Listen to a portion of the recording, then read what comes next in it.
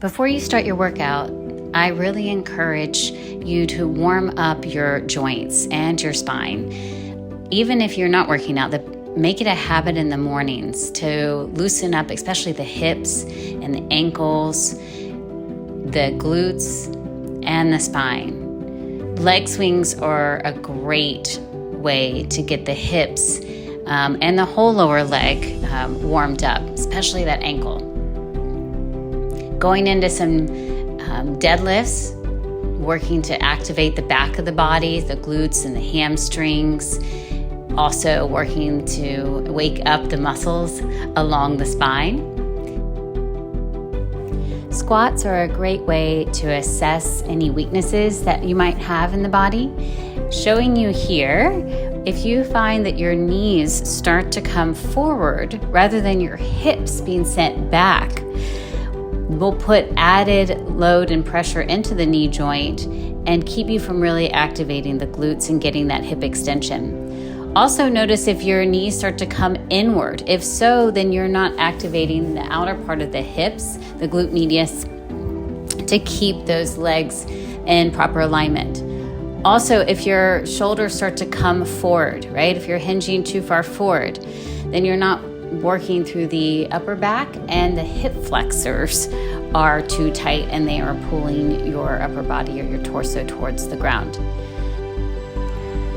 Mobilizing your spine is so important to help reduce tightness, especially in the low back and neck area.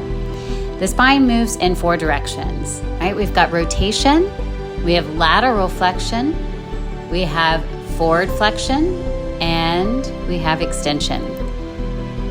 Really try to incorporate movements of the spine in all of these directions each morning and before your workouts to ensure that you're getting good mobilization through the whole body and allowing for good range of motion. Before doing any upper body exercises, I strongly recommend starting with a rotator cuff exercise. The rotator cuff muscles help to stabilize the arm and the shoulder joint so that when you're doing any larger movements such as push-ups or pulls, you're making sure that the shoulder itself is protected. These external shoulder rotations with the band are a great warm-up exercise. Another great warm-up exercise is the glute bridge. Now I have a band around my thighs to help think about activating, right, the outside of the legs and hips.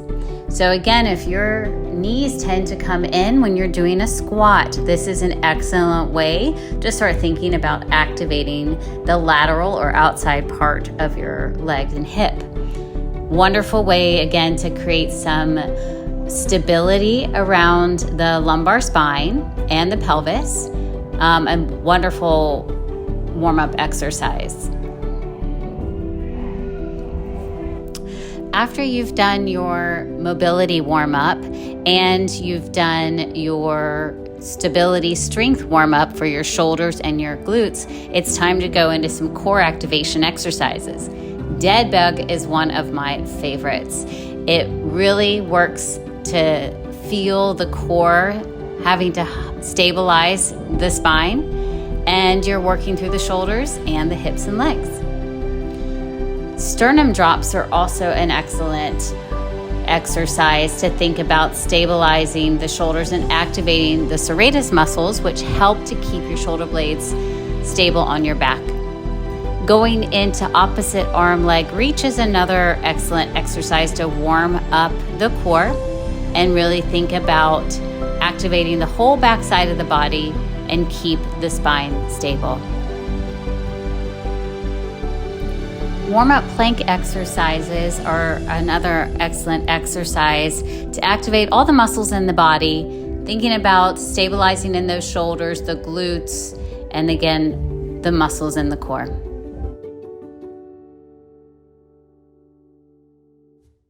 So an excellent way to wake up the obliques, the core, and work on the stability of a shoulder on a single side. I like to do a few shoulder shrugs to start, just to really feel that connection of the shoulder into my back. And then you have a variety of options to modify. You can have your knees down, you can have your top leg bent with your foot flat, you can have your feet staggered, or you can have your feet on top, wherever is going to challenge you, but where you can also keep your form correct.